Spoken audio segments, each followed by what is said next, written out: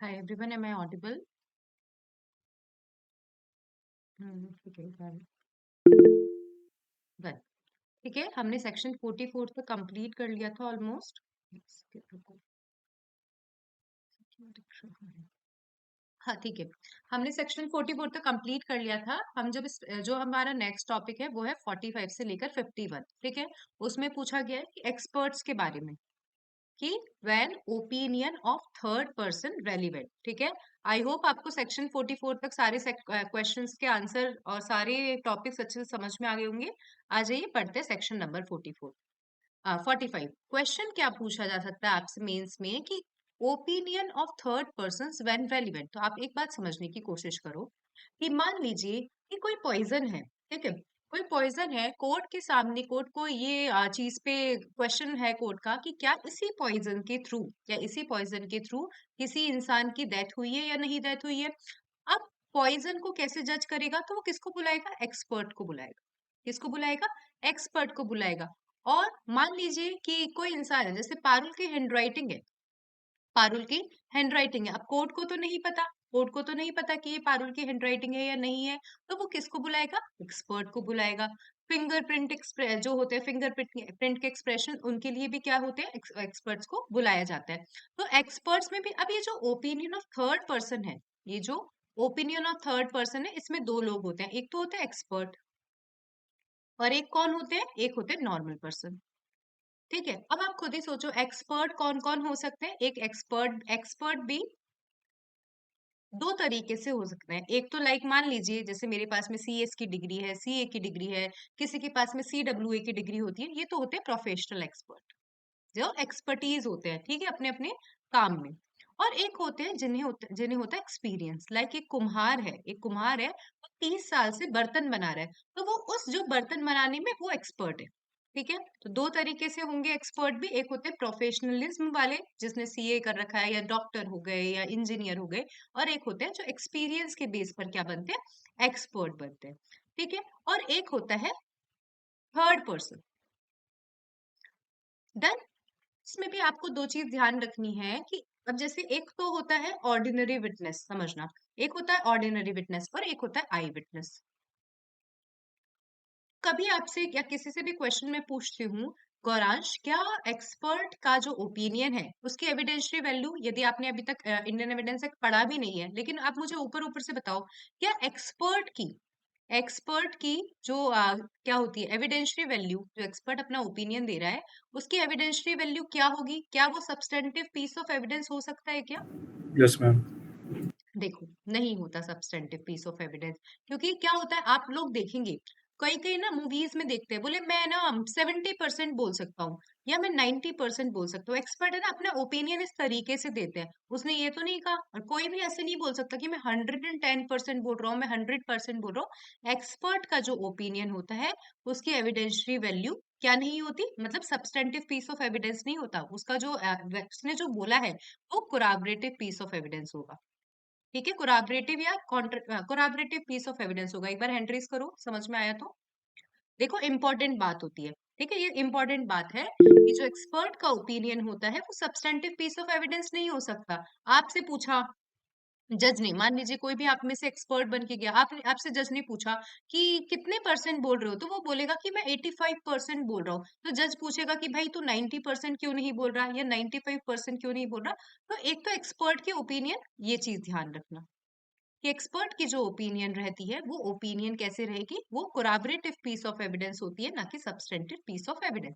अब देखो, समझना कि किसी एक्सपर्ट ने ओपिनियन दिया, कोर्ट ने ओपिनियन देने के लिए बुलाया. मान लीजिए ऋषिका है. ठीक है, एक तो ऋषिका है आई ओपिनियन देने के लिए, और मान लीजिए पोमिता आई ओपिनियन देने. अब ऋषिका जो अपना ओपिनियन दे रही है वो पोमिता के ओपिनियन से बिल्कुल मैच नहीं कर रहा है.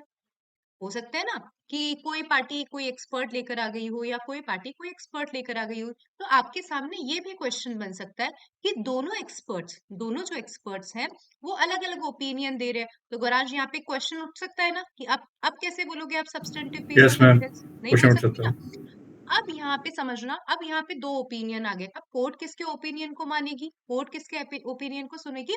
तो this is a question of fact. ये सब किस पे डिपेंड करता है? मान लीजिए ऋषिका को 10 इयर्स का एक्सपीरियंस है और पुमिता को 2 इयर्स का एक्सपीरियंस है, तो court question of fact according to the circumstances क्या करेगी? ऋषिका के ओपिनियन को रेलिवेंट बना सकती है या पुमिता के ओपिनियन को रेलिवेंट बना सकती है। देखो, तो एक क्वेश्चन ये हुआ। अब आपके सामने दूसरा क्वेश्चन ये भी बन सकता है। For example, this question could be asked in interview कि आपके सामने दो एक्सपर्ट है, तो मतलब इंटरव्यू में कुछ भी पूछ सकते हैं। आपके सामने दो एक्सपर्ट है और पूछा गया आपसे कि यार ये तो अलग ओपिनियन दे रहा है, मैम, ये अलग ओपिनियन दे रहा है। हाँ जी।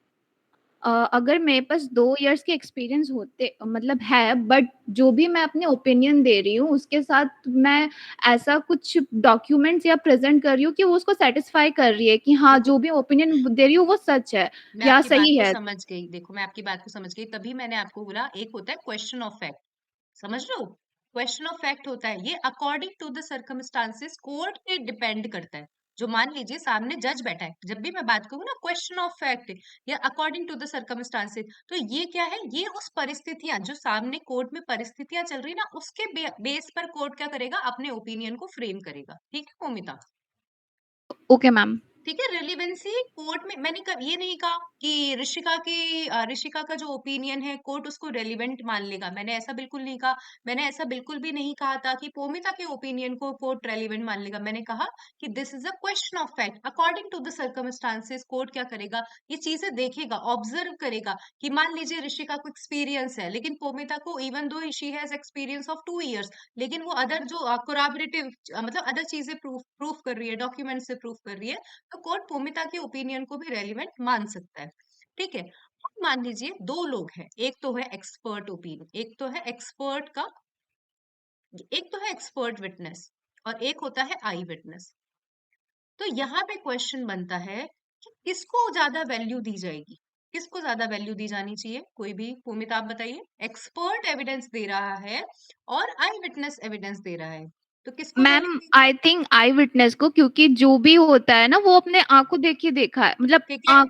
ये हाँ ठीक है, आई विटनेस सही आंसर है। मतलब आई विटनेस को हम as a substantive piece of evidence use कर सकते हैं। ठीक है, यदि अदर चीजें प्रूफ हो जाती है। लेकिन एक्सपर्ट विटनेस और आई विटनेस में यदि क्वेश्चन आएगा आपके बीच में, तो आपको एक्सपर्ट का ये जो आई विटनेस है इसको ज्यादा वैल्यू प्रेफर मतलब आपको देनी पड़ेगी। तो आ जाइए, कौन कौन से होते हैं एक्सपर्ट? मैंने आपको दो तीन क्वेश्चन जो आपसे पूछे जा सकते हैं वो मैंने आपको बताए हैं कि एक्सपर्ट कभी दो का कॉन्फ्लिक्शन हो गया, या सामने आपके आई विटनेस है, या एक्सपर्ट का ओपिनियन है, तो किससे ज्यादा वैल्यू दी जाएगी। तो ये सब चीजें अब हम किस में पढ़ते, नोट्स में पढ़ते हैं। आ मैम जाइए। मैम एक्सपर्ट के जो भी ओपिनियंस होते हैं वो स्ट्रॉन्ग एविडेंस होते हैं, राइट? स्ट्रॉन्ग एविडेंस बोल सकते हो, लेकिन हम इसे तो मैम सब्सटेंटिव ये सब्सटेंटिव तो होनी चाहिए अगर स्ट्रॉन्ग है तो। सब्सटेंटिव पीस ऑफ, देखो क्या होता है, कोर्ट है ना, कोर्ट सिर्फ एक्सपर्ट से क्या लेगा? ओपिनियन लेगा। समझना, कोर्ट से मान लीजिए तुम ओपिनियन देने गए एज एन एक्सपर्ट, कोर्ट ने आपसे क्या लिया? ओपिनियन लिया। फिर कोर्ट क्या करेगा? कोराबरेशन करेगा अदर चीजों से। तो गौराज कभी भी एक्सपर्ट के ओपिनियन को सब्सटेंटिव पीस ऑफ एविडेंस नहीं माना। अब मान लीजिए कि कोर्ट ने कोराबरेशन करा, कोराबरेशन के दौरान क्या हुआ? एक्सपर्ट ने जो अपना ओपिनियन दिया था उसको वैलिडिटी मिल गई, तो अब वो एक्सपर्ट का ओपिनियन नहीं रहेगा, अब वो कोर्ट का ओपिनियन बन जाएगा। समझ रहे हो मैं क्या बोल रही हूँ? पहले एक्सपर्ट ने अपना ओपिनियन दिया, कोर्ट ने उसे as a corroborative piece of evidence use में रख लिया, और फिर बाद के अदर चीजों को देख के, ऑब्जर्व करके और अदर चीजों को कोराबरेशन करा। मान लीजिए कि ये पॉइजन जो एक्सपर्ट ने बताया, एक्सपर्ट ने मान लीजिए किसी भी नाम का पॉइजन बताया, कोर्ट ने बाकी सारी जो भी चीजों की जांच पड़ताल करके पता लगाया कि यही पॉइजन जो एक्सपर्ट बोल रहा है वो यही पॉइजन है। अब वो एक्सपर्ट का ओपिनियन ना रहकर अब वो किसका ओपिनियन बन जाता है? कोर्ट का ओपिनियन बन जाता है। फिर वो कोर्ट क्या कर सकती है? कन्विक्ट कर सकती है। कुरान समझ में आया? सबको ही समझ में आ जाना चाहिए। मैम मैंने हम्म कहीं ऑक्यूलर विटनेस देखा था, तो आप बता सकते हो ऑक्यूलर विटनेस क्या होती है? मुझे देखना पड़ेगा, स्पेलिंग बोलो, देख लेते हैं, कुछ परेशानी की बात नहीं। ये ओ बोल सी। सकते ऑक्यूलर विटनेस। हाँ, ऑक्यूलर विटनेस। हिंदी में देख लेते हैं, आई विटनेस। ठीक है। Okay. Visual evidence which is seen with eyes. Then और मैम एक्सपर्ट विटनेस तो वही होता है ना जो ओपिनियन देती है अपनी। एक्सपर्ट विटनेस सेक्शन 45 में बता रखा है। एक्सपर्ट जो अपने फॉरेन लॉ से रिलेटेड और जो अपने आर्ट से रिलेटेड और साइंस से रिलेटेड, फिंगर इम्प्रेशन और हैंड राइटिंग, 5 तरीके के एक्सपर्ट्स बता रखे हैं। तो ठीक मैम है, बेसिकली एक्सपर्ट विटनेस मतलब वही ओपिनियन, मतलब एक्सपर्ट ओपिनियन जो होता है। एक्सपर्ट अपने प्रोफेशनल अपने एक्सपीरियंस के अकॉर्डिंग क्या दे रहे हैं, अपना ओपिनियन दे रहे हैं, वो एक्सपर्ट विटनेस है। ओके ठीक है, मैम। आ ओके जाइए मैम। स्क्रीन पे, आप चेक करते हैं क्या क्या लिखा हुआ है। देखो, सेक्शन 45 में ऑफ कोर्स ये एग्जॉस्टिव लिस्ट नहीं है एक्सपर्ट्स की। एग्जॉस्टिव लिस्ट क्यों नहीं है? क्योंकि हम सीआरपीसी में भी कहीं सेक्शन 293 पढ़ेंगे ना, अब वहां पे भी एक्सपर्ट के विटनेस के नाम दे रखे हैं। ठीक है, तो ये मतलब एग्जॉस्टिव लिस्ट नहीं है एक्सपर्ट की, लेकिन इन्होंने फिर भी बता दिया कि when the court has to form an opinion. अब कोर्ट क्या है? कोर्ट ने लॉ पढ़ी है, कोर्ट ने ये सब चीजें नहीं पढ़ा। तो when the court has to form an opinion about foreign law, science और art, identification of hand writing और फिंगर इंप्रेशन, ये 5 तरीके की चीज हो गई। कैसे याद रखेंगे? 3 तो सब्जेक्ट नेम है। 3 क्या है? सब्जेक्ट नेम है। एक लॉ है, एक साइंस है और एक आर्ट है। ठीक है, ये 3 सब्जेक्ट नेम है। और फिंगर इंप्रेशन और हैंड राइटिंग। अब कल ये जिसने, बहुत सारे बच्चे ऐसे हैं जिसने कल भी क्लास ली थी, मुझे एक बात बताइए कि फॉरेन लॉज, यदि कोर्ट को फॉरेन लॉ का ओपिनियन फ्रेम करना है, तो एक तो मैंने अभी बताया आपको सेक्शन 45, कोर्ट क्या करेगी? फॉरेन लॉ से रिलेटेड यदि कोई ओपिनियन फ्रेम करना है तो कोर्ट एक्सपर्ट को बुला लेगी। कल मैंने एक चीज और बताई थी, कोई एक बार हैंड रेज कर दो। मैंने क्या कहा था कि क्या चीज रेलिवेंट होगी जब फॉरेन लॉ को क्या करना है, कोर्ट को प्रूफ करना है? तो कोई भी, शुभांगी या पूमिता, अमृता, माइक ऑन करो। शुभांगी, आइडिया है? हाँ, मैम स्पेशल लॉ के रिगार्डिंग आपने बताया था ना सेक्शन 37 में आई थिंक। सेक्शन 37 था, नहीं सेक्शन 38 था आई थिंक सो। सेक्शन 38 था फॉरेन लॉ से रिलेटेड, कि कोर्ट को यदि फॉरेन लॉ से रिलेटेड अपना ओपिनियन फ्रेम करना है तो वो क्या कर लेगी? फॉरेन की लॉ बुक्स रेलिवेंट हो जाएगी। यस मैम 38 के अंडर 38 38 है, के एक बार सब हैंड रेज करो। आप है ना, कभी भी इंडियन एविडेंस एक्ट में सेम चीजें समझना, हर चीज को अपन को क्या करके रखना है, हर चीज को कनेक्ट करके रखना है। ठीक है, अभी बहुत सारे इस एक्शन अभी तक जितना हमने पढ़ा, देखो कल मैंने एक चीज बताई थी आपको कि कब जजमेंट रेलिवेंट हो जाएगा, जब जजमेंट अदरवाइज रेलिवेंट हो। एक बताया ना, सेक्शन 8 से आपको रिलेट करके बताया था। तो इंडियन एविडेंस एक्ट में कैसे पढ़ना होता है? हमेशा सेक्शन को इंटरकनेक्टेड करते हुए पढ़ना होता है। जैसे अभी है ना, हमारे आरजेस, मतलब हमारे क्या आरजेस 2021 में क्वेश्चन आया था, हाउ विल इज प्रूव्ड, कि how will can be prove, कि विल को कैसे प्रूव किया जा सकता है। आप नहीं मानोगे, 100% जितने भी बच्चों से मैंने बात करी ना, उनमें से मैक्सिमम, मैक्स टू मैक्स मैं बोल रही हूँ, 5 से 7% बच्चे इस क्वेश्चन का आंसर देकर आए थे। ठीक है, तो आपको इंडियन एविडेंस एक्ट कभी भी इस तरीके से नहीं पढ़ना है कि आप लॉ कॉलेज के बच्चे जैसे पढ़ रहे हो। हमेशा इसको किस तरीके से पढ़ना है? इंटरकनेक्ट करते हुए पढ़ना है। अभी मैं आपको जब आगे हम पूछ पढ़ाऊंगी मैं आपको कि कहीं भी डायरेक्टली इंडियन एविडेंस एक्ट में ये नहीं दे रखा कि विल को कैसे प्रूफ किया जा सकता है, कभी भी नहीं, कहीं भी नहीं दे रखा। लेकिन क्वेश्चन इस तरीके का बना था, और हम हमें कैसे आंसर फ्रेम करना है वो मैं आपको सिखाती जा रही हूँ। जैसे अभी पूछा गया कि फॉरेन लॉ, ये जो फॉरेन बुक्स हो, फॉरेन लॉ को कैसे कैसे प्रूफ कर सकते हैं, तो मैंने आपको 2 तरीके बताए। एक तो मैंने सेक्शन 38 बताया और सेक्शन 45 बताया। तो अब देखिए क्या लिखा हुआ है। देखिए, कोर्ट को ओपिनियन बनाना है इन 5 चीजों के लिए। Then the person who is skilled, आपसे पूछा गया हु इज एक्सपर्ट, तो when the court has to form an opinion on foreign law, science, arts, identification of hand writing, finger impression, और उस पर्सन को कोर्ट बुलाएगी जो स्पेशली स्किल्ड है। ठीक है, in such matter his opinion become relevant fact, such person is called expert। ठीक है, so an expert is who has acquired special knowledge, skills, experiences in any science, arts, trade or profession। such knowledge may have been acquired by practice, observation or research studies। ठीक है, इन्होंने experts के बारे में बता दिया। अब पूछा गया, अब हम लोग कैसे पढ़ते जा रहे हैं? हम लोग हर चीज की एविडेंशियरी वैल्यू को, हर चीज की एविडेंशियरी वैल्यू को पढ़ते जा रहे हैं। तो अब आपसे पूछा गया what are the evidentiary values of experts opinion. देखिए, the court has to ensure before admitting any opinion that the person is an expert. ये कोर्ट को किसी भी ओपिनियन को फ्रेम करने से पहले पहले ये एंश्योर कर लेना चाहिए कि वो पर्सन एक्सपर्ट है। एक्सपर्ट को एग्जामिन भी किया जा सकता है और क्रॉस एग्जामिन भी किया जा सकता है। Expert's opinion is not a substantive piece of evidence. It requires corroboration, and it is not safe practice relied upon expert opinion without the corroboration with reliable evidence. कि आपको मतलब विदाउट corroboration आप expert के opinion को क्या बना रहे हो, रिलायबल एविडेंस बना रहे हो, तो it is not a safe practice. और ये ट्रेन डॉग्ड वाला Abdul Razzaq versus state of Maharashtra के केस में कहा था कि ये जो ट्रेन डॉग्ड है ये ना ये साइंस एविडेंस में आते हैं, साइंस विटनेस अभी पढ़ा ना आपने, साइंस का जो एक्सपर्ट रहते हैं उसके उसमें आते हैं। ठीक है, तो एक बार याद रख लेना, अब्दुल रज्जाक वाले केस में बताया गया था कि ये जो डॉग ओपिनियन देते हैं ना डिटेक्शन ऑफ क्राइम से रिलेटेड, तो ये भी एक सब्सटेंटिव पीस ऑफ एविडेंस नहीं है। ठीक है, याद रहेगा सेक्शन 45। तो काफी चीजें मैंने आपको बताई है, कभी कॉन्ट्राडिक्शन हो जाए। हर चीज में क्या इंपॉर्टेंट है, सब्सटेंटिव। ये जो सब्सटेंटिव पीस ऑफ एविडेंस है, हर चीज की एविडेंशियल वैल्यू हमको पढ़ती जानी है। मैंने आपको कल भी बताई थी एफआईआर की, क्यों बताती हूँ, क्योंकि क्वेश्चन बार बार ऐसे ही फ्रिक्वेंटली सेम टाइप के क्वेश्चन पूछे जाते हैं। एफआईआर की क्या एविडेंशियल वैल्यू है, ठीक है, एक्सपर्ट्स ओपिनियन की क्या एविडेंशियल वैल्यू है, और कुछ भी मतलब हर चीज कुछ भी पूछ लिया जाता है एग्जाम में। अब आ जाइए सेक्शन नंबर 45A। बीएसए में क्या दिया गया है, बीएसए में सेम एक ही सेक्शन के अंदर दिया गया है। ठीक है, यहाँ पे सेक्शन डिवाइड कर दिए।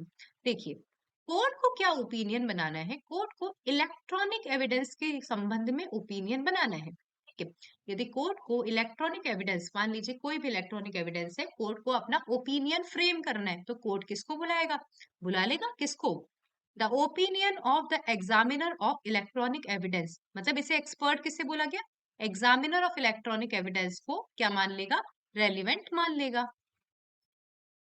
ठीक है, तो ये सिंपल सा यही खत्म हो जाता है ये सेक्शन, कि opinion of examiner of electronic evidence क्या होगा, रेलिवेंट होगा। अब मैंने आपको एक चीज और बताई है कि जब कोई चीज, जैसे हमने सेक्शन 11 में भी पढ़ा था कि ऐसे फैक्ट्स जो रेलिवेंट नहीं है लेकिन वो रेलिवेंट बन जाते हैं यदि वो क्या होते हैं, पूरे इनकंसिस्टेंट होते हैं। सेक्शन 45 में सेक्शन 46 यही बोल रहा है कि एक्सपर्ट के ओपिनियन पे, मतलब ऐसे फैक्ट्स जो क्या नहीं है, जो अदरवाइज रेलिवेंट नहीं है, ऐसे फैक्ट्स जो अदरवाइज रेलिवेंट नहीं है लेकिन वो रेलिवेंट बन जाते हैं, ये जब तब रेलिवेंट बन जाते हैं जब वो एक्सपर्ट्स के ओपिनियन का क्या करते हैं, सपोर्ट करते हैं, या एक्सपर्ट के ओपिनियन से क्या रहते हैं, इनकंसिस्टेंट रहते हैं। ठीक है, तो वो फैक्ट्स भी क्या है, वो फैक्ट्स भी रेलिवेंट बन जाते हैं। ठीक है, और आ जाइए देखिए। मैम हम्म मैम जो सेक्शन 45A है उसका रेफरेंस 17 सेक्शन 79A के इंफॉर्मेशन टेक्नोलॉजी एक्ट में भी है ना? हाँ हाँ, सेम बात है, अभी हम जब आगे पढ़ेंगे तो वहां पे कुछ ऐसे सर्टिफाइड ऐसा कुछ लिखा हुआ है, एक बार पढ़ लेंगे, सर्टिफाइड ऐसा कुछ वर्ड है, मुझे भी याद नहीं आ रहा। लेकिन हाँ ठीक है, ये जो सेक्शन 45A है इसको आप सेक्शन 79A के साथ में भी पढ़ सकते हो। ठीक है, जो भी इंटरकनेक्टेड सेक्शन है उनको हम एक बार देख सकते हैं। अब आ जाओ। मैम सेक्शन 45A में आप फिर से रिपीट करोगे वो इनकंसिस्टेंट वाला पार्ट प्लीज। 46 या 45A? 45A 45A 45A में इनकंसिस्टेंट वाला पार्ट का है, इसमें मैम है ऐसे। 40 सॉरी 46 में। देखो, मान लो कि शुभांगी आप अपना ओपिनियन दे रही हो, ठीक है, ओके आप अपना ओपिनियन दे रही हो और मान लीजिए दूसरा पार्टी जो क्रॉस एग्जामिनेशन में एक ऐसा ओपिनियन लेकर आ रहा है, ऐसी चीज लेकर आ रहे हैं जो आपके ओपिनियन को क्या कर रहा है, 100% रिवर्ट कर रहा है, मतलब इनकंसिस्टेंटी बता रहा है, समझ रहे हो, ओके तो ओके वो भी मैम क्या हो जाएगा, वो रेलिवेंट हो जाएगा। मतलब एक्सपर्ट का ओपिनियन को तो हमने सेक्शन 45 में रेलिवेंट बना लिया, ठीक है, वो चीजें भी रेलिवेंट है जो एक्सपर्ट के ओपिनियन को क्या कर रही है, सपोर्ट कर रही है, या एक्सपर्ट के ओपिनियन को रिबट कर रही है, मतलब ओके इनकंसिस्टेंट है, तो वो भी चीजें क्या हो ओके जाएंगी, रेलिवेंट हो जाएगी। ठीक है, ओके मतलब कुछ भी मैम ऐसे मान लो कि एक्सपर्ट ने हैंड राइटिंग, कोई भी मान लीजिए कि एक्सपर्ट ने बोला कि ये पारुल की हैंड राइटिंग है, ठीक है, सामने एक जो एडवर्स पार्टी खड़ी है, एडवर्स पार्टी ऐसा कुछ सबूत पेश कर देती है जिससे ये प्रूफ हो जाता है कि ये पारुल की हैंडराइटिंग नहीं है, तो ये क्या है, ये एक्सपर्ट के ओपिनियन को रिबट कर रही है ना, इनकंसिस्टेंट कर रही है ना, तो ये भी क्या है, ये भी रेलिवेंट फैक्ट है। ओके मैम ठीक है, अब आओ समझो, देखते हैं, अब आते हैं इस पे। 46 हो गया, अब आ जाइए। हाँ, ऑर्डिनरी विटनेस और एक्सपर्ट विटनेस में डिफरेंस। देखिए, ऑर्डिनरी विटनेस क्या है he gives evidence on facts what actually happened. Expert witness can be evidence, can give evidence as opinion on other facts too. ठीक है, जो ऑर्डिनरी विटनेस है वो किस आधार पे अपना एविडेंस देता है, जो एक्चुअली हुआ है. एक्सपर्ट विटनेस किस आधार पे देता है, वो उस अपने ओपिनियन अदर फैक्ट्स पर भी दे सकता है. Ordinary witness can not give details of his experiments, अपने एक्सपेरिमेंट का डिटेल नहीं दे सकता, लेकिन एक्सपर्ट्स क्या कर सकता है, अपने एक्सपेरिमेंट की डिटेल मतलब दे सकता है. Ordinary witness can not refresh memory, they can refresh the memory refreshing their experiments does. They ordinary witness they can not side the facts, मतलब वो ऑर्डिनरी विटनेस अदर केसेस का भी क्या नहीं दे सकते, फैक्ट्स नहीं दे सकते. Expert witness can side the facts of similar case, और ये भी देख लेंगे कि ऑर्डिनरी विटनेस की वैल्यू थोड़ी ज्यादा है. ठीक है, और एक्सपर्ट मतलब व्हेन द क्वेश्चन, कि जब एक क्वेश्चन है कि ऑर्डिनरी विटनेस पे रिलाई किया जाए या एक्सपर्ट विटनेस पे रिलाई किया जाए, तो ऑर्डिनरी विटनेस को ज्यादा वैल्यू दी जाती है, मतलब in comparison to expert witness. Very important question, section number 47.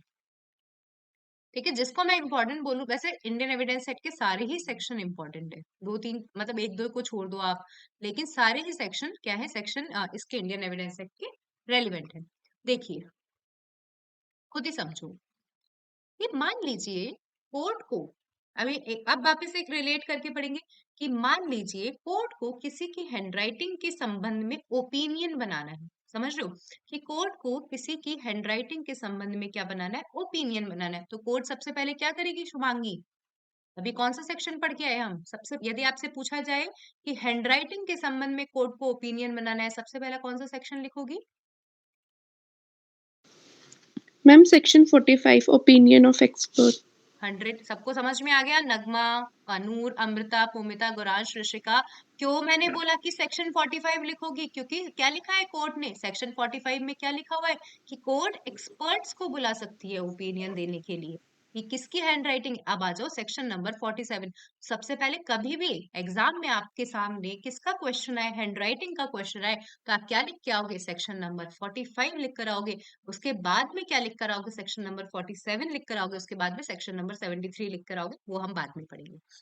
देखो 47 क्या बोलता है, when the court has to form an opinion in relation to handwriting of a person. तो वो किसको बुलाएगा, मान लीजिए जैसे गौरांश है, कई बार मुझे अपनी कॉपी चेक करने के लिए बोलता है, तो I am acquainted with the handwriting of Gauransh, मैं गौरांश की हैंडराइटिंग से एक्वेंटेड हूँ. तो कोर्ट मुझे बुला सकता है, पारुल को बुला सकता है कि पारुल क्या ये वाकई में गौरांश की हैंडराइटिंग है. समझ रहे हो, तो मैंने क्या बोला, सेक्शन 47 सिंपल सी ये बात बोलता है कि कोर्ट को यदि ओपिनियन फ्रेम करनी है किसी हैंडराइटिंग से रिलेटेड, तो कोर्ट सबसे पहले किनको बुलाएगी, एक्सपर्ट्स को तो बुला लेगी. तो when the court has to form an opinion as to the person by whom any document was written और साइन. कोर्ट को ओपिनियन बनाना है, किसी पर्सन ने डॉक्यूमेंट लिखा है या साइन किया है, then any person who is acquainted with the handwriting of such person by whom it is supposed to be signed or signed not or not is a relevant fact. कि जो person क्या है, उस person की handwriting से acquainted है, उसे क्या मान लेगी, उसे कोर्ट क्या कर सकती है, बुला सकती है, और ये इसे एज अ रेलिवेंट फैक्ट क्या करवा सकती है, प्रूफ करवा सकती है. अब कौन होगा, कौन होगा, आपको ये भी याद रखना है, who is acquainted with the handwriting. तो समझना, जिसने गौरांश को हैंडराइटिंग लिखते हुए देखा है. तो मैं क्या हूं, मैं भी क्या हूं, मेरा भी ओपिनियन रेलिवेंट हो सकता है. और मान लीजिए गौरांश लेटर लिखता है, क्या लिखता है, लेटर लिखता है मेरे पास में, जैसे मान लीजिए पोस्ट वाले लोग होते हैं ना, तो वो लोग मेरी हैंडराइटिंग से बहुत एक्वेंटेड है, मैं उनको हमेशा क्या करती हूँ, लेटर लिखती हूँ, एड्रेस लिखती हूँ, तो वो लोग क्या करते हैं, बार बार उनको पता है कि ये पारुल की हैंडराइटिंग है. तो सेकंड नंबर यही लिखा हुआ है कि who has received document, who has received document, कि मान लीजिए यहाँ पे नूर मुझे रोज लेटर लिखती है, नूर मुझे लेटर लिखती है, कुछ भी क्वेश्चन पूछती है, और मैं उसको आंसर लिख कर देती हूँ, आंसर लिख के देती हूँ एक डॉक्यूमेंट में. तो नूर भी क्या होगी, नूर का काम क्या है, मुझे लेटर लिखना, और मेरा काम क्या है, उसको डॉक्यूमेंट में आंसर देना. तो नूर भी क्या होगी, मेरी हैंडराइटिंग से एक्वेंटेड होगी. देखिए who has received document purposing to have been written by that person in answer, जो क्या करता है उस person से as an answer document को receive करता है। और थर्ड नंबर, सेकंड और थर्ड सिमिलर सी बात बोलते हैं, थर्ड नंबर बोल रहा है इन ordinary course of business, in ordinary course of business receive document purporting to have written by such person or habitually submitted the document to him। कि for example एक क्या है, एक बिजनेस चलता है, एक बिजनेस चलता है, बिजनेस में क्या होता है, बिजनेस में वो पर्सन डेली मुझे कुछ ना कुछ लिख कर देता है, डेली मुझे मेरे पास में क्या आती है, चीजें आती है उससे लिख कर, तो मैं भी क्या हूँ, एक्वेंटेड विद द फैक्ट्स हूँ। तीन लोग बोले, किस, पहला नंबर जिसने उस हैंडराइटिंग को लिखते हुए देखा है, दूसरा नंबर कि जो आंसर में डॉक्यूमेंट रिसीव करता है। और मान लीजिए पारुल एक ऐसी पर्सन है जिससे Gauransh business course of business में क्या करता है, कुछ ना कुछ लिख कर देता है, मुझे हैबिचुअली सबमिट होती है, गौरांश से डॉक्यूमेंट मुझे हैबिचुअली सबमिट होते हैं। तो इन ordinary course of business received document purporting to have written by such person or habitually submitted the document to him, तो इन पर्सन के ओपिनियन क्या हो जाएंगे, रेलिवेंट हो जाएंगे। ठीक है, हैंडराइटिंग में सेक्शन 47 इंपॉर्टेंट है। सबसे पहले कि when the court has to form an opinion in relation to handwriting of a person, then the opinion of the person who is acquainted with such person's handwriting is relevant fact। और handwriting से acquainted कौन होता है, first जिसने उस person को handwriting मतलब लिखते हुए देखा है, सेकंड जिस पर्सन के पास में एज एन आंसर डॉक्यूमेंट आते हैं, और तीसरा जिस पर्सन के पास में कोई डॉक्यूमेंट, उस पर्सन के द्वारा लिखा हुआ डॉक्यूमेंट हैबिचुअली क्या होता है, सबमिट होता है, तो इसे क्या बोलते हैं, who is acquainted with the facts. एक बार हैंड रेज कर दो, सेक्शन 47 समझ में आ गया। मैम अभी आप जो बोले क्या आप वो फिर से रिपीट कर सकते हैं? कौन सा, लास्ट वाली लाइन या पूरा वापस पूरी बोल दो। मतलब देखो हाँ। समझो, मैं वापस बोलती हूँ कि अभी हम किसकी बात कर रहे हैं, रेलिवेंसी की बात कर रहे हैं। ठीक है, कि कोर्ट को यदि किसी पर्सन की हैंडराइटिंग के संबंध में क्या बनाना है, अपना ओपिनियन फ्रेम करना है कि क्या ये उस पर्सन की हैंडराइटिंग है, तो कोर्ट किसका ओपिनियन ले सकता है, उस पर्सन का ओपिनियन ले सकता है जो उस पर्सन की हैंडराइटिंग से क्या है, एक्वेंटेड है। ठीक है मोमिता, यहाँ तक समझ में आया। Yes ma'am. फिर अब सेकंड क्वेश्चन होता है कि कौन, किस इंसान को एक्वेंटेड विद द हैंडराइटिंग माना जाएगा। First who has seen him in, मतलब उसने क्या देखा है, उसने उसको हैंडराइटिंग में लिखते हुए देखा है। देखो, who has seen the person writing, who has received the document. ठीक है, आप ये लिख दो, who has received document as answer, मतलब कोई इंसान डॉक्यूमेंट को एज ए आंसर रिसीव करता है कंटिन्यूसली। और third number, in ordinary court of business, मतलब in ordinary course of business उस पर्सन के पास में हैंडराइटिंग से लिखा हुआ डॉक्यूमेंट हैबिचुअली सबमिट होता है। ठीक है, सेक्शन नंबर 47 में कोई इशू नहीं होना चाहिए, और अच्छा क्वेश्चन, काफी क्वेश्चंस भी बनते हैं इससे। ठीक है, इसके बाद में हम देखते हैं, देखो यहाँ पे इसमें मैं सर्च नहीं कर सकती इस वाले इसमें। ठीक है, इसके बाद में ना क्या पढ़ते हैं, इसके बाद में सेक्शन 73 को पढ़ा जाता है जनरली, लेकिन क्या सीरियल नंबर से चल रहे थे इसलिए मैंने लिखा नहीं, नहीं तो कभी भी हैंडराइटिंग से रिलेटेड क्वेश्चन आता है तो 45 के बाद में 47 के बाद में सेक्शन 73 को पढ़ा जाता है। अब देखो 47A, देखो थोड़ा सा कंफ्यूज होता है सब लोग। सेक्शन नंबर 45A में हमने क्या बोला था, सेक्शन नंबर 45A में बोला था इलेक्ट्रॉनिक एविडेंस, इलेक्ट्रॉनिक एविडेंस से रिलेटेड कोई चीज को कभी कोर्ट को रेलिवेंट मानना है तो क्या कर लेगा कोर्ट, एग्जामिनर को एज एन एक्सपर्ट, एग्जामिनर को एज एन एक्सपर्ट बुलाएगा। तो सेक्शन 45A किसकी बात करता है, इलेक्ट्रॉनिक एविडेंस के लिए एग्जामिनर को एज एन एक्सपर्ट बनाने की बात करता है। सेक्शन 45A के लिए हैंड रेज करो। मैंने क्या बोला कि सेक्शन 45A किसके रिलेटेड बात करता है, सेक्शन 45A बात करता है इलेक्ट्रॉनिक एविडेंस को, यदि मतलब इलेक्ट्रॉनिक एविडेंस के लिए एग्जामिनर को एज एन एक्सपर्ट बनाने की बात करता है। तो सेक्शन 47A किसकी बात करेगा, ये बात करेगा सिग्नेचर की। बताओ क्यों करेगा, देखो क्यों करेगा, क्योंकि सेक्शन 47 किसकी बात करता है, सेक्शन 47 बात करता है हैंड राइटिंग की, हैंड राइटिंग। तो इलेक्ट्रॉनिक एविडेंस में हैंड राइटिंग का क्या क्या मतलब है, इलेक्ट्रॉनिक एविडेंस में किसका मतलब आएगा, किसका मतलब आएगा, सिग्नेचर, किसका मतलब आएगा, सिग्नेचर का मतलब आएगा, ठीक है। तो मान लीजिए कोर्ट को कभी ओपिनियन बनाना है, कोर्ट को कभी ओपिनियन बनाना है कि इलेक्ट्रॉनिक डॉक्यूमेंट में किसका सिग्नेचर किया गया। समझ रहे हो मैंने क्या बोला? डिफरेंस समझना, मैं एंड में पूछूंगी कि 45A में किसकी बात हुई है, 47A में किसकी बात हुई है। कि when the court has to make an opinion that whose signature is upon the electronic document, तो कोर्ट किसका ओपिनियन लेगा, किसका ओपिनियन लेगा, सर्टिफाइंग अथॉरिटी का। देखो, the opinion of certifying authority which has issued the electronic signature certificate is relevant. कि देखो क्या होता है, कभी समझना, आप लोगों ने सुना होगा डीएससी, लाइक मेरा भी डीएससी लगता है, ठीक है, डिजिटल सिग्नेचर सर्टिफिकेट, ठीक है। तो किसका ओपिनियन कि क्या ये वाकई में पारुल का डीएससी है, क्या ये वाकई में पारुल का डीएससी है। तो इसके लिए किसको बुलाएगा, इसके लिए नूर को नहीं बुला सकते, अमृता को नहीं बुला सकते, शुभांगी को नहीं बुला सकते। जिस इंसान ने पारुल का डीएससी क्या करा होगा, इशू किया होगा, जिस इंसान ने पारुल का डीएससी इशू किया होगा, मतलब जिस इंसान ने पारुल को सर्टिफाई किया होगा, तो सर्टिफाइंग अथॉरिटी का क्या होगा, सर्टिफाइंग अथॉरिटी का जो ओपिनियन है, जो ओपिनियन है वो रेलिवेंट होगा। समझ में आया? सेक्शन 45A में किसकी बात की गई है, एग्जामिनर को एक्सपर्ट बताया गया है, ठीक है, एग्जामिनर को एक्सपर्ट बताया गया है जिसने इलेक्ट्रॉनिक एविडेंस को एग्जामिन किया है। और सेक्शन 47A में किसकी बात की गई है कि when the court has to make an opinion upon the signature of electronic evidence, तो the opinion of the certifying authority who has issued such signature, who has issued such electronic signature is relevant. सबके लिए, दोनों के लिए hand raise करो, क्योंकि हर इंसान, मैंने आपको बोला था ना कि मैं भी कंफ्यूज होती थी, मैं बोलती थी कि यार क्यों बार बार सेम चीजें सेम चीजें सेम चीजें लिख रखी है, इलेक्ट्रॉनिक एविडेंस इलेक्ट्रॉनिक एविडेंस, लेकिन दो अलग अलग बातें की गई है। तो 47A डन। अब आ जाओ 48 क्या बोलता है, 48 49 एवं ही बातें कहते हैं।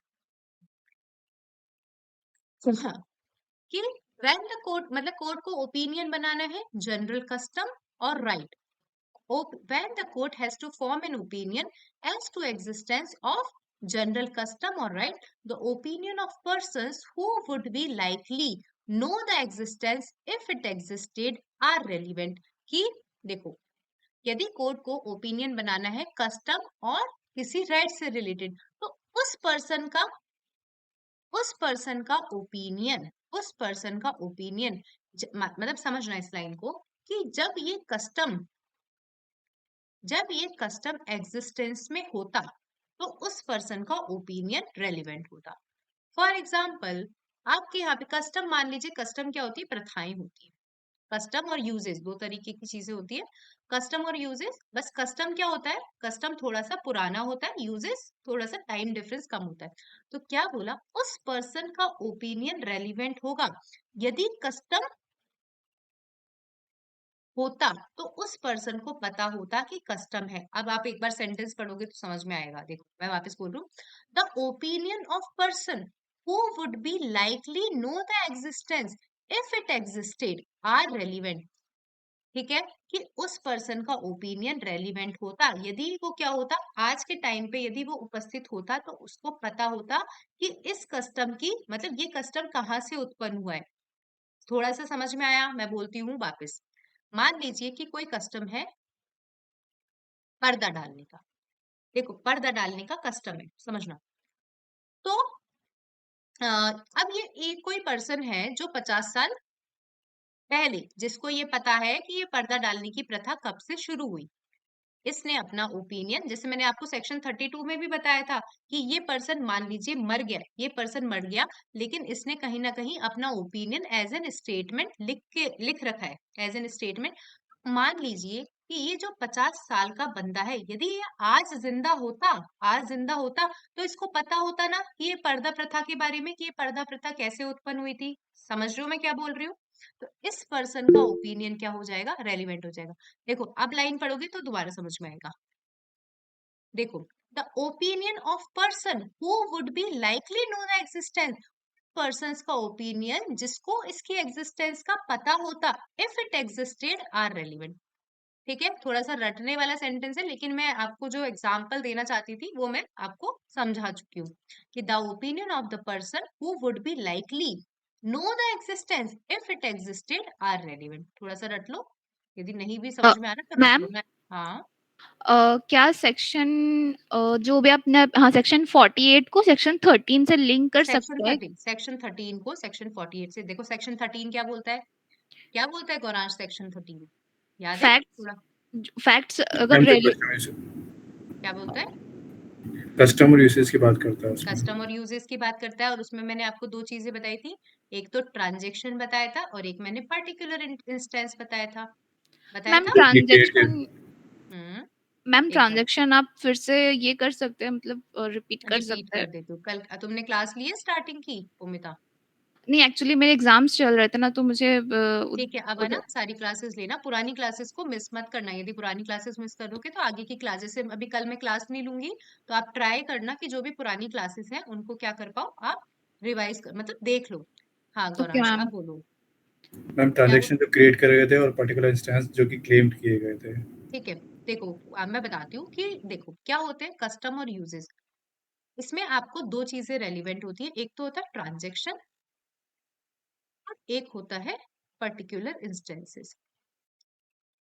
ठीक है, जैसे फॉर एग्जाम्पल कि ये रास्ता है, यहाँ पे इस पे पब्लिक वे है, पब्लिक वे है। तो यहाँ पे कभी क्वेश्चन आ रहा है, मान लीजिए ए और बी के बीच में, कि ए बोल रहा है कि ये तो पब्लिक वे है, बी बोल रहा है ये तो हमारे घर का पर्सनल रास्ता है, पर्सनल रास्ता है।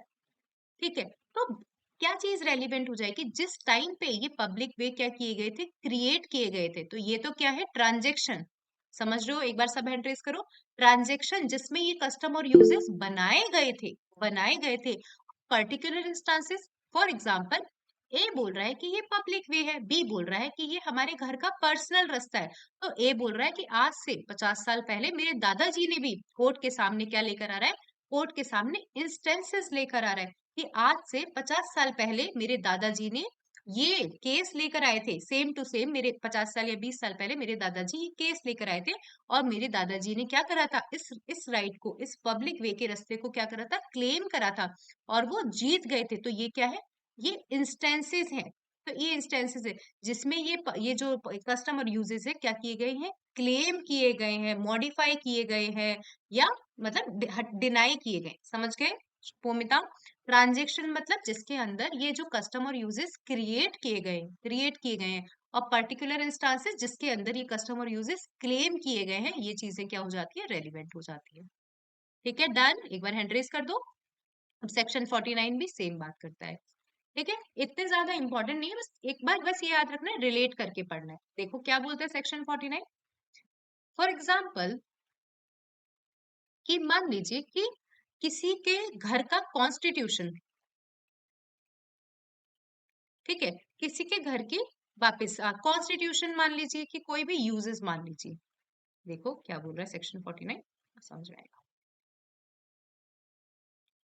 जनरली ये चीजें किससे रिलेटेड बात करता है, जनरली ना ये बात करता है प्राइवेट चीजों से रिलेटेड। सेक्शन 49 प्राइवेट चीजों से रिलेटेड बात करता है। फॉर एग्जाम्पल जैसे पाव, देखो पाव होता है, पाव, पाव को है ना अलग अलग तरीके से यूज किया जा सकता है। पौवा मान लीजिए, पौवा, कोई कोई पौवा है ना, किसी किसी, जैसे हमारे हमारे मतलब हम जहाँ से हम लोग बिलोंग करते हैं एमपी में, पौवा जो पाव भाजी होती है ना उसको भी पौवा बोलते हैं, समझ लो।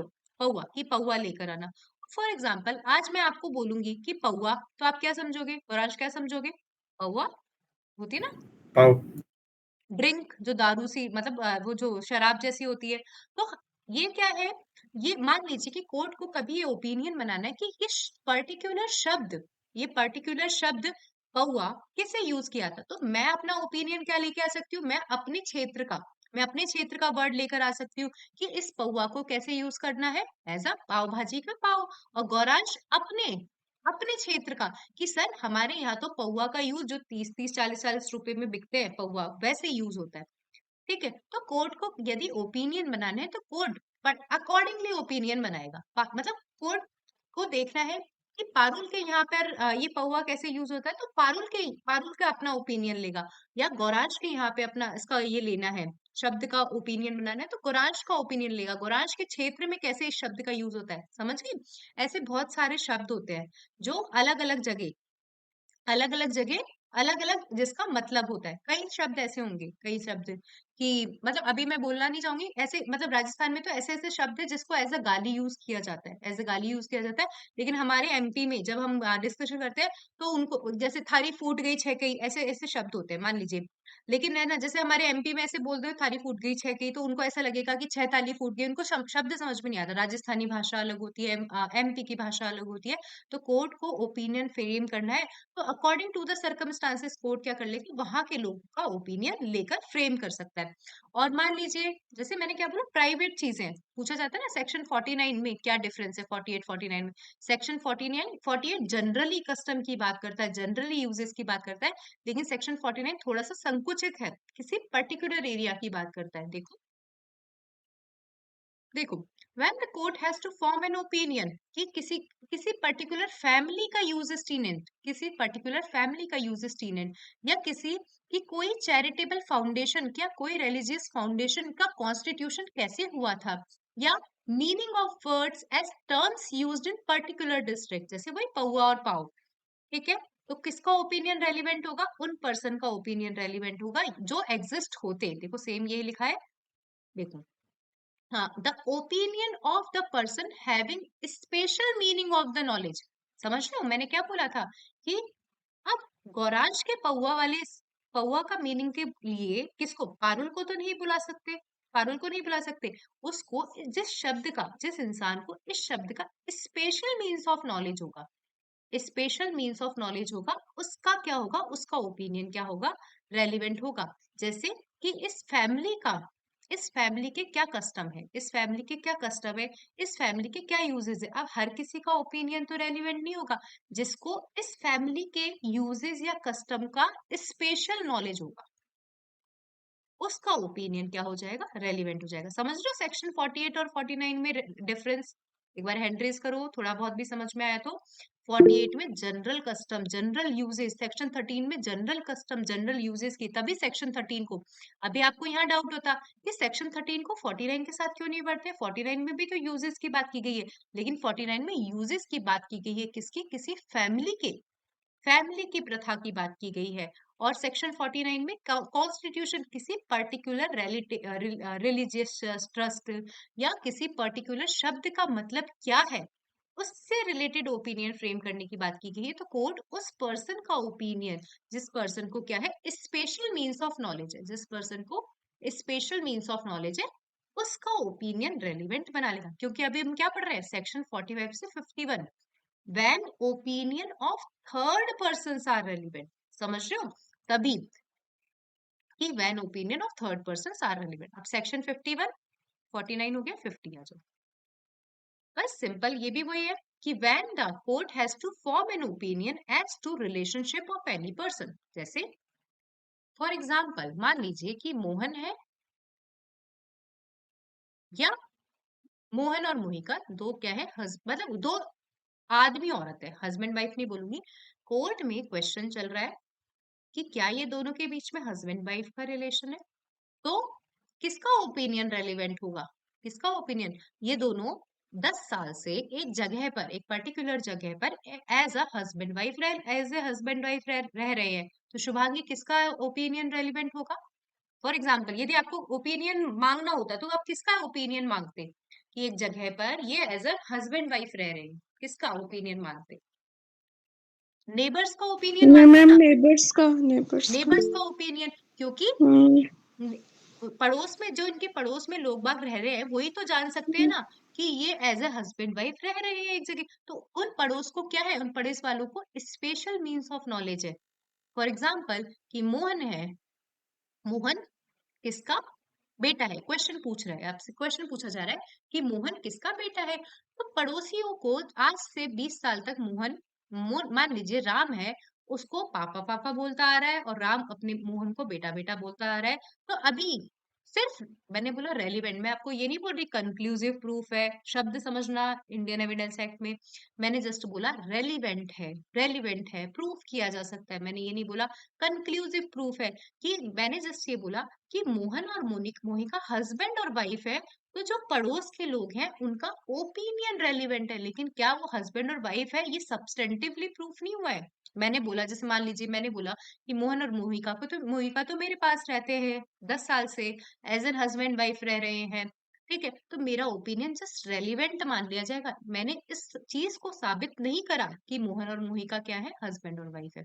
ठीक है, तो आ जाइए, यही कुछ लिखा हुआ है, रिलेशन की वैन। अब यहाँ पे देखो छोटी छोटी बातें। गौरांश एक बार माइक ऑन करो। आपने सेक्शन 32 पढ़ा? थोड़ा यस बहुत पढ़ा? यस पेज मत पलटो, मैं जस्ट नॉर्मल क्वेश्चन पूछ रही हूँ। सेक्शन 32 पढ़ा है? किन यस लोगों मैम की बात करता है? जिन्हें कोर्ट में नहीं बुलाया जा सकता। या मैम ठीक है, 4 लोगों की 4 लोगों की बात करता है जिन्हें कोर्ट में नहीं बुलाया। तो वहां भी तो रिलेशन की बात हुई थी, एक जगह बात हुई थी ना, DCI CR रिलेशन की।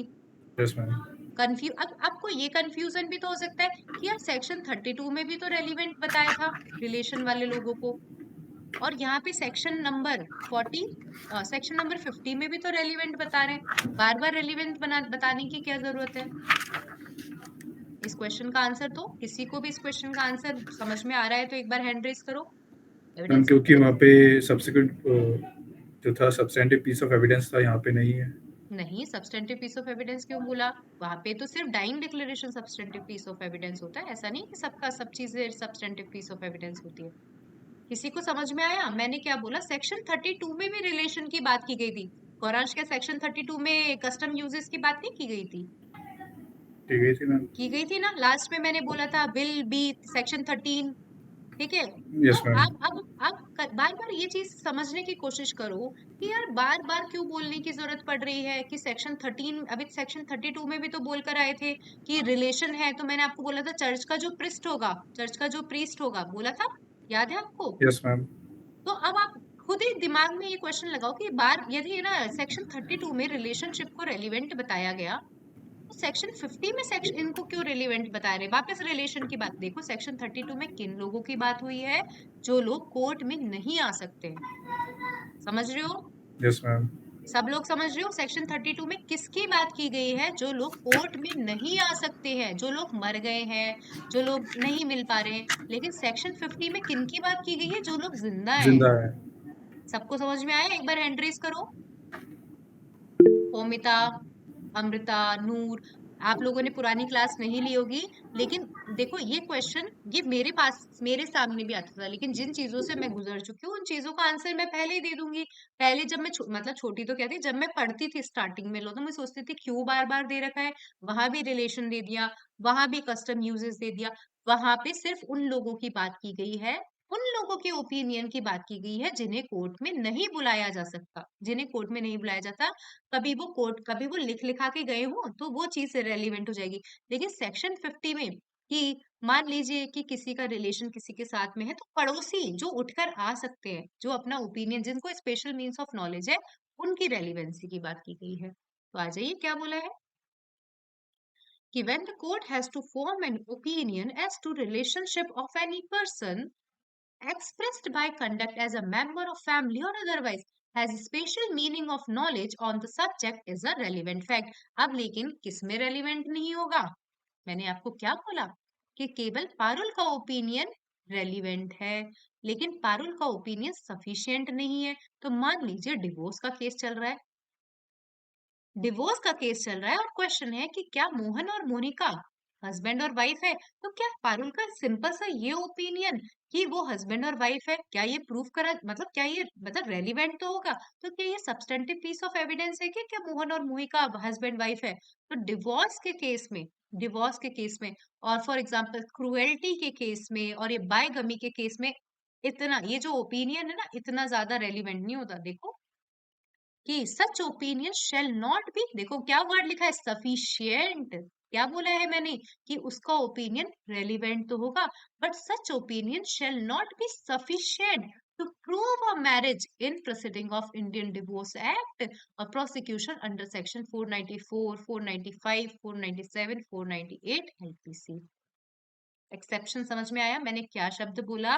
कि मेरा ओपिनियन रेलिवेंट तो है, लेकिन मेरा ओपिनियन, मेरा बोलने का मतलब ये नहीं है कि उनके बीच में वाकई शादी हुई थी या उनके बीच में वाकई मैरिज है। एक बार हैंड रेज करो, समझ में आया तो। डन, आगे आ जाइए। सेक्शन 51 जैसे सेक्शन 46 था। सेक्शन 46 क्या था कि ऐसी चीजें जो अदरवाइज रेलिवेंट नहीं है, ऐसी चीजें जो रेलिवेंट तो नहीं है लेकिन रेलिवेंट बन जाती है जब वो क्या करती है, एक्सपर्ट के ओपिनियन को सपोर्ट करती है या एक्सपर्ट के ओपिनियन से इनकंसिस्टेंट रहती है। तो सेम सेक्शन 51 बोल रहा है कि थर्ड पर्सन ने कोई चीज बोल तो दी।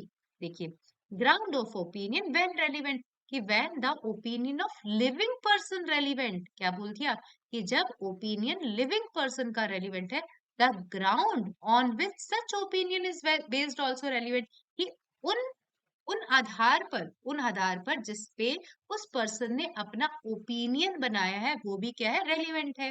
समझ रहे हो? जैसे कोई सेम हस्बैंड वाइफ है, तो मैंने किस आधार पर हस्बैंड वाइफ उनको बोला, मैंने उस आधार पर कि वो दोनों हमेशा से कैसे रहते थे, एज एन हस्बैंड वाइफ ही रहते थे। वो सब्जी लाता था, ये सब्जी बनाती थी, ऑफिस जाता था, टिफिन देती थी। तो ये जो चीजें हैं, ये जो चीजें मैं बोल रही हूँ, मेरा शब्द तो, मेरा ओपिनियन तो रेलिवेंट है, लेकिन ग्राउंड पे किस ग्राउंड पे मैंने अपना ओपिनियन दिया, वो भी क्या हो जाएगा, रेलिवेंट हो जाएगा। एक बार हैंड रेस कर दो, समझ में आए तो। काफी अच्छी चीजें पढ़ चुके हैं। क्या पढ़ चुके हैं? कब चीजें रेलिवेंट होती है। प्लीज सब लोग क्या करना, क्लासेस लेना। क्या लेना? पुरानी क्लासेस लेना। जो भी सारी क्लासेस है, कल आराम से बैठ के, मतलब इतना इंटरेस्टिंग है इंडियन एविडेंस एक्ट ना, तो बोर बोर भी नहीं होने देगा कि यार मैं पढ़ पढ़ के थक गई हूँ, ऐसा कभी भी नहीं होने देता इंडियन एविडेंस एक्ट। टिप्स पे रटा हुआ होना चाहिए। ठीक है, याद रख लो 6 से 11 क्या है, res gestae, cause effect, opportunity, motive, previous conduct, subsequent conduct, criminal conspiracy और इनकंसिस्टेंट। 12 डैमेज, 13 कस्टम यूजेस, 14 लोग क्या चाहिए, 14 state of mind, 15 intentional, intentionally किया गया है या एक्सीडेंटल हुआ है, 16 कोर्स ऑफ बिजनेस। 17 से 31 किसकी बात करता है, कन्फेशन और रेलिवेंट, कन्फेशन और एडमिशन। 32 33 किसकी बात करता है, जिन इंसानों को कोर्ट में नहीं बुलाया जा सकता। 34 से 38 किसकी बात करता है, स्पेशल केसेस की बात करता है। 39 किसकी बात करता है, जब बहुत सारे कॉन्वर्सेशन है तो कितना रेलिवेंट होगा, जितना रेलिवेंट होगा उतना ही रेलिवेंट होगा, जितना काम में आ रहा है उतना रेलिवेंट होगा। सेक्शन नंबर 40 से 44 व्हेन जजमेंट रेलिवेंट, और सेक्शन नंबर 45 से 51 when opinion of third person relevant, जिसमें 45 से लेकर 46 तक किसकी बात की जाती है, एक्सपर्ट की बात की जाती है। 47 very important, very very very important, भूलना नहीं है सेक्शन को, हैंड राइटिंग की बात की जाती है। ठीक है, और आप लोग क्या करने लग जाओ, मैं आपको बोल रही हूँ कि देखो ये जुलाई से आने वाला है। ठीक है, आ जाएगा, अब किसी कोई भी नहीं रोक सकता उस नए वाले एक्ट्स को आने के लिए। तो अब आप क्या करने लग जाओ, आपको अंदर की डीप चीजें सबको पता है, सबको पता है कि कौन सा सेक्शन क्या बात कर, अब आप सेक्शन नंबर याद करने लग जाओ। क्या याद करने लग जाओ, सेक्शन नंबर याद करने लग जाओ नए लॉस के। ठीक है, यदि आपको उन लोगों को मतलब क्या देना है, उन लोगों को कंपटीशन देना है जो लोग पढ़ रहे हैं, जो लोग पढ़ रहे हैं उन लोगों को कंपटीशन देना है। भाई डीप की चीजें आपको पता है। अब एग्जाम में मान लीजिए 1 जुलाई से इन्फोर्समेंट में आ भी जाता है ये, और उसके बाद में एग्जाम्स आते हैं ना, तो कोई भी एग्जामिनर या कोई भी हाई कोर्ट वाले या जो भी आपका एग्जाम लेते हैं, वो लोग इस चीज से नहीं चूकेंगे। वो बोलेंगे कि ये सेक्शन, मतलब ये जो प्रोविजन है किस सेक्शन में दिया है, किसके अकॉर्डिंग पूछेंगे, नए के अकॉर्डिंग पूछेंगे। ठीक है, तो आपको अंदर की चीजें पता है, अंदर की चीजें पता है। जैसे आपसे ही पूछेंगे कि डाइंग डिक्लेरेशन कौन से सेक्शन में दिया गया है, सेक्शन 26 के 1 में नहीं दिया गया, सेक्शन 26 के ए में दिया गया है नए वाले एक्ट में। तो ये छोटी छोटी चीजें आप अभी से याद करने लग जाओगे तो सही है। ठीक है, अब थोड़ी सी चीजें, मतलब अभी मतलब कल की क्लास में पढ़ेंगे अपन करेक्टर व्हेन रेलिवेंट, ज्यादा कुछ बचा नहीं है। आप देखो इंडियन एविडेंस एक्ट के समझने वाली चीजें अब खत्म हो चुकी है, 55 तक खत्म हो जाती है, 56 से लेकर 167 तक याद रटने वाली चीजें हैं जो सिर्फ कॉमन सेंस से समझी जाती है। अब करेक्टर क्या होता है, पूछा जा सकता है। करेक्टर को डिफाइन किया है सेक्शन नंबर 55 में। अब ये होता है कि करेक्टर व्हेन रेलिवेंट, 52 से लेकर 55 बात करता है करेक्टर व्हेन रेलिवेंट। तो करेक्टर क्या होता है, करेक्टर दो चीजों से मिलकर बना होता है, एक तो होता है रेप्यूटेशन और एक होता है डिस्पोजिशन या डिपोजिशन, ऐसा कुछ करके वर्ड है। ठीक है, करेक्टर इज मिक्सड ऑफ या mixture of two words. Reputation, reputation का मतलब पारुल, जैसे मान लीजिए कि पारुल है, आप लोगों की नजर में पारुल कैसी है कि पारुल ठीक है, इंटेलिजेंट है, अच्छी लड़की है, एक अच्छा पेज चलाती है, लेकिन मेरी एक्चुअलिटी ये तो क्या है, मेरी रेप्यूटेशन। समझ रहे हो, ये तो मेरी रेप्यूटेशन है कि मैन और वुमेन मेरे बारे में क्या बोलते हैं। समझ रहे हो रेप्यूटेशन का मतलब। और डिस्पोजिशन, जो मेरे घर वाले, जो मेरी हेरिडिटी है, जैसे ठीक है, मेरी मम्मी को मैं बिल्कुल पसंद नहीं हूँ, मेरी मम्मी को मेरे कपड़े पहनना पसंद नहीं है, खाना, तो ये मेरी एक्चुअलिटी है, तो ये होती है डिस्पोजिशन, जो पर्सन के अंदर रहती है। जो पर्सन के अंदर रहती है वो तो क्या होती है, डिपोजिशन। डिस्पोजिशन शब्द देखेंगे।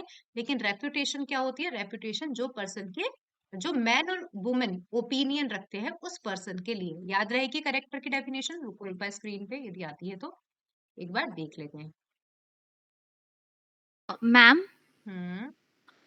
मैंने मतलब मैंने पढ़ा था इंडियन एविडेंस में कि प्री क्रिमिनल केस में प्रीवियस गुड कैरेक्टर को प्रूव करने के लिए जो भी हम लोग एविडेंस देते हैं वो रेलिवेंट होती है, पर हम्म। बैड कैरेक्टर में ऐसा नहीं होता है। अभी हम आगे मतलब बढ़े, देख, ये सब आएगा आगे। फॉर एग्जाम्पल, पहले तो एक बार ये करेक्टर की डेफिनेशन देखते हैं, फिर आप आपके क्वेश्चन का आंसर देते हैं, ठीक है। देखो,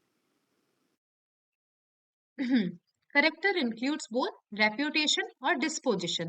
When what man and woman said about us in our reputation, and what the God, जो हमारे अंदर चीजें हैं, and what the God and messenger says about us is our disposition. Means that disposition resides in man himself. कि disposition तो man के अंदर रहती है, while reputation, while आएगा which नहीं, reputation in the mind of others. Definition याद हो जाएगी, कुछ भी पूछ सकता है इंटरव्यू वाला, आपसे ये भी पूछ लेगा what is the definition of character. तो character is mixture of two words, disposition और रेपुटेशन। रेपुटेशन जो क्या है, अदर लोगों के माइंड में रहती है, और डिस्पोजिशन जो मैन के अंदर खुद में रहती है।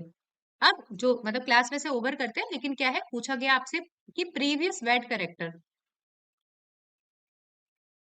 क्रिमिनल केस में क्यों रेलिवेंट नहीं रहता है। फॉर एग्जाम्पल, मान लीजिए पारुल है, पारुल ने कभी किसी केस में, या पारुल ने मान लीजिए नूर का पेन चोरी किया था। समझना, जो भी पूछ रहा था, पोमिता आप पूछ रहे थे, ठीक है, कि पारुल ने किसी केस में प्रूफ हुआ कि नूर का पेन चोरी किया था, तो पारुल तो गिल्टी हो गई पेन चोरी करने की। अब क्वेश्चन उठता है पोमिता कि क्या पारुल ने पोमिता का पेन चोरी किया है। तो कि अब इसका आंसर ये हो सकता है क्या, कि पारुल ने पहले भी कभी नूर का पेन चोरी किया था, तो इसका मतलब है कि पारुल ने पोमिता का पेन चोरी किया है। क्या ये आप ऐसे बोल सकते हो क्या पोमिता? सॉरी मैम, आप फिर से रिपीट कर सकते मैं हैं? रिपीट कर रही हूँ, क्वेश्चन क्या था कि previous bad character not relevant in criminal case, यही है यस आपका मैम। क्वेश्चन। तो क्वेश्चन का अब मैं इसका आंसर आपको देना चाह रही हूँ कि कभी कहीं पे केस चला था, मान लीजिए, वैसे तो ट्रिपल, ये जो वैसे छोटे मोटे केस है, पेन का मैं जस्ट एग्जांपल दे रही हूँ, कि मान लीजिए कि पारुल ने नूर की सोने की अंगूठी चोरी करी थी, और प्रूफ भी हो गया कि पारुल ने चोरी करी है। डन, पोमिता यहाँ तक समझ में आया। हम्म। अब हम्म। कभी केस आ रहा है कि पारुल ने पोमिता की सोने की चैन या सोने की अंगूठी चोरी की है, तो आप कोर्ट में ऐसे नहीं बोल सकते कि पारुल ने पहले कभी नूर की सोने की अंगूठी चोरी करी थी। पारुल का तो कैरेक्टर ही ऐसा है, पारुल का तो कैरेक्टर ही ऐसा है चोरी करने का। हो सकता है इसने मेरी भी अंगूठी चोरी करी हो, ऐसा नहीं कर सकते आप कभी भी। इसका मतलब बट ये तो नहीं है कि हम्म बट मैम, जो हैबिचुअल ऑफेंडर्स होते हैं, तो कभी अगर देखो, ये ना सेक्शन 14 के अकॉर्डिंग प्रूफ किया जा सकता है, स्टेट ऑफ माइंड, कोई चीज इंटेंशनल है या कोई चीज एक्सीडेंटल है, ये सेक्शन 15 के अकॉर्डिंग प्रूफ किया जा सकता है। आप कभी भी मतलब, इसलिए तो ये सेक्शन बनाया गया है पुमिता, इसीलिए सेक्शन ओके बनाया मैम। गया है। क्रिमिनल केस में, क्रिमिनल केस में जो अक्यूज होता है ना, हमेशा उसको इनोसेंट माना जाता है। अब जैसे अभी आपके क्रिमिनल केस में जो अक्यूज्ड है, उसका प्रीवियस बैड करेक्टर रेलिवेंट नहीं हो सकता है, इसके एक्सेप्शन है, वो हम कल पढ़ेंगे। इसका मतलब ये नहीं है कि पारुल की, ये ना, नूर की सोने की अंगूठी चोरी करी है तो पारुल ने पोमिता की सोने की अंगूठी भी चोरी करी होगी, ऐसा नहीं होता है। बट देन ठीक है। मैम, हम्म प्रीवियस गुड कैरेक्टर रेलिवेंट कैसे हो रहा है अगर प्री- बैड कैरेक्टर को अरे रेलिवेंट तो मैं नहीं हो आपको रहा है? बोल रही हूँ ना, अक्यूज्ड को इनोसेंट माना जाता है, अच्छा आदमी माना जाता है, जब तक अक्यूज को कन्विक्ट तब तक नहीं किया जा सकता जब तक कि प्रूफ नहीं हो। तो अच्छा आदमी मान रहे हैं ना, अच्छा आदमी मान रहे हैं तो गुड करेक्टर रेलिवेंट माना जाता है। कैसे माना जाता है, जैसे कभी भी किसी को सेंटेंस दिया जाता है ना, समझना, हम्म। किसी को सेंटेंस दिया जाता है, तो उस सेंटेंस में क्या कोर्ट के सामने बोला जाता है कि सर ये पहला अपराध है इसका, ये तो एक अच्छा आदमी हुआ करता था। तो क्या होती है, यदि सेंटेंस लाइफ इम्प्रिजनमेंट है ना, तो जज के माइंड में आ सकता है कि नहीं यार पहला अपराध है, इसको घटाकर मैं 10 साल कर दूं। तो समझ में आया, प्रीवियस गुड करेक्टर रेलिवेंट हो गया ना सेंटेंस देने में। Okay ma'am. क्योंकि अपराध, वही सिंपल सी बात है कि कोई भी इंसान जन्म से अपराधी नहीं होता, कोई भी इंसान ऐसे थोड़ी स्टार्टिंग से ही अपराधी हो। Okay ma'am. ठीक है, डन। बाकी क्लास कल कंटिन्यू करते हैं। Thank you.